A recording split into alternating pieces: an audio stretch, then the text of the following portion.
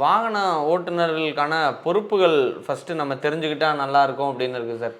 அவங்க எந்தெந்த மாதிரி பொறுப்புகள்லாம் கடைப்பிடிக்கணும் அப்படின்னு நீங்கள் நினைக்கிறீங்க சார்?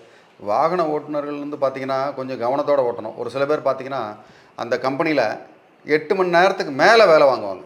8 மணி நேரன்றது நீங்கள் வந்து ஒரு 10, 12 மணி நேரம் கூட வேலை செய்யலாம், தப்பு இல்லை ஓட்டுநர்கள். ஒரு சில பேர்லாம் பார்த்தீங்கன்னா 24 மணி நேரம் ஓட்டிக்கிட்டே இருப்பாங்க, ட்ராவல் பண்ணிக்கிட்டே இருப்பாங்க.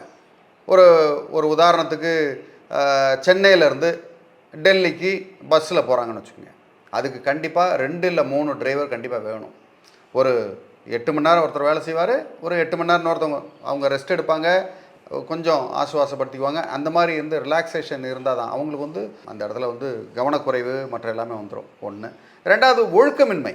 ஒழுக்கம் இல்லாமல் இப்போ நீங்கள் வந்து நம்ம குடிச்சிட்டோம், வேறு என்ன பண்ணுறது, நம்ம தான் இருக்கோம், வேறு ஆளே இல்லை அப்படின்னு ஒரு ஒரு தன்னம்பிக்கை உயரும் குடிக்கும்போது.